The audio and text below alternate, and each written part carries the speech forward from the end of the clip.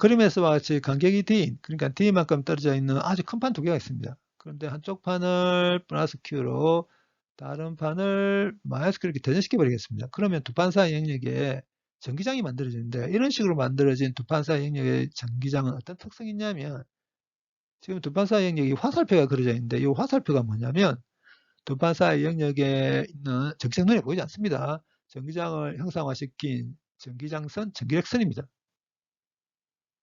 근데 전기력선 사이 간격이 또 무엇에 해당되냐면 전기장의 크기에 해당됩니다.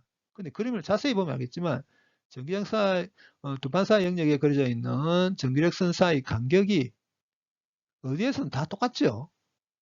그 말은 두 판 사이 영역에 만들어져 있는 전기장의 크기가 상수라는 걸 뜻합니다. 방향도 다 똑같죠. 보통 이런 경우에 두 판 사이 영역에 균이라는 전기장이 있다, 이런 표현을 씁니다. 근데 이제 양성자 한 개와 전자 한 개를 각각 들고 와서 양성자를 플러스판에서 전자를 마이너스판에서 찾고 있다가 동시에 탁 놔버리겠습니다. 그리고 편의상 이 방향을 플러스 X 방향으로 선택하겠습니다. 근데 양성자는 플러스 보이전을 갖고 있죠. 전기장 방향을 봤습니다. 그래서 플러스 X 방향으로 가속됩니다. 근데 전자는 마이너스 보이 전화를 갖고 있어서 전기장과 정반대 방향, 그러니까 마이너스 X 방향으로 가속됩니다.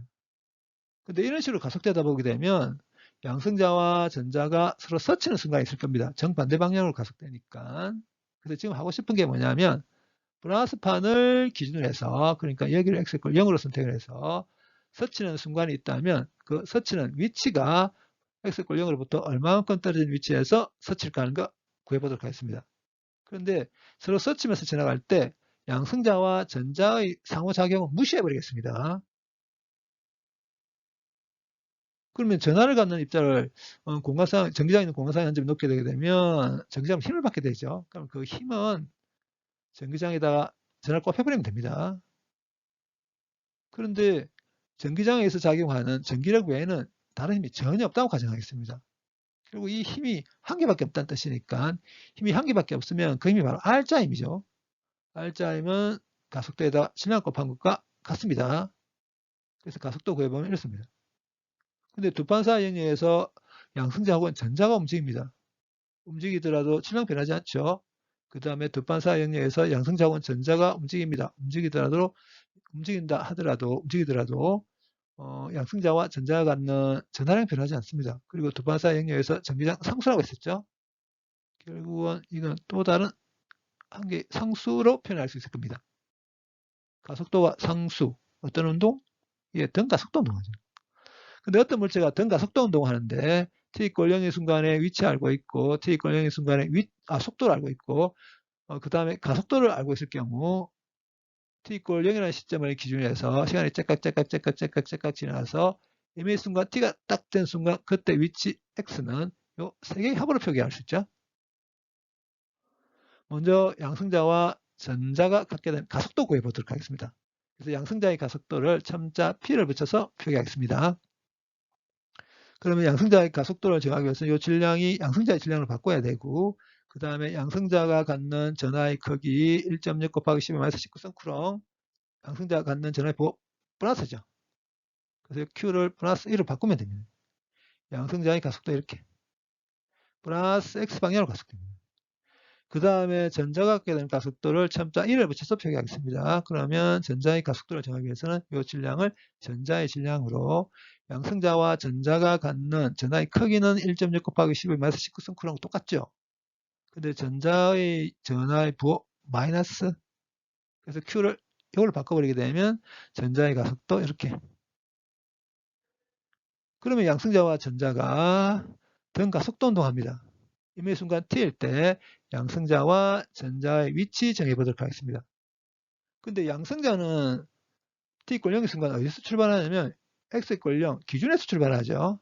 그래서 t= 0의 순간 양성자의 위치 0 잡고 있다가 탁 놓습니다. 속도 0에서부터 시작할 겁니다.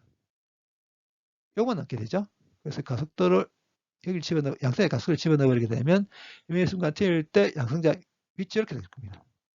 그 다음에 임의 순간 t일 때 전자의 위치를 정해 보도록 하겠습니다. 근데 t= 0의 순간 전자는 어디에서 출발하냐면 여기를 기준해서 x 이퀄 0을 기준해서 플러스 x 방향으로 d만큼 떨어진 위치에서 출발하죠. 그래서 이게 0이 아닙니다. 전자의 처음 위치는 x 이퀄 0을 기준해서 플러스 방향으로 d만큼 떨어진 위치에서 출발합니다. 그 다음에 전자도 잡고 있다가 탁 놓습니다. 속도 0에서부터 시작합니다. 남는 거 이것만 남을 겁니다. 전자의 가속도 여기 집어넣어 버리게 되면 임의 순간 t일 때 전자의 위치 이렇게 될 겁니다. 근데 우리가 지금 관심 있는 건 양성자와 전자가 스치는 순간입니다. 스친단 말은 위치가 같아진다는 뜻이죠. 양성자와 전자의 위치를 같게 놓아서 t = 0을 기준으로 해서 스칠 때까지 걸린 시간 구하기 해보도록 하겠습니다. 이렇게 되겠죠. 이 녀석을 이쪽으로 옮기면 이렇게, 그런 다음에 t를 구해보면 이렇게 될 겁니다. 요 식을 약간 정리를 하게 되면 이렇게 됩니다. 그래서 t = 0을 라는 시점을 기준으로 해서 스칠 때까지 걸린 시간은 전기장 들어갑니다. 전기장이 약하면 스칠 때까지 걸린 시간이 커질 거고, 전기장이 세면 스칠 때까지 걸린 시간이 짧을 겁니다.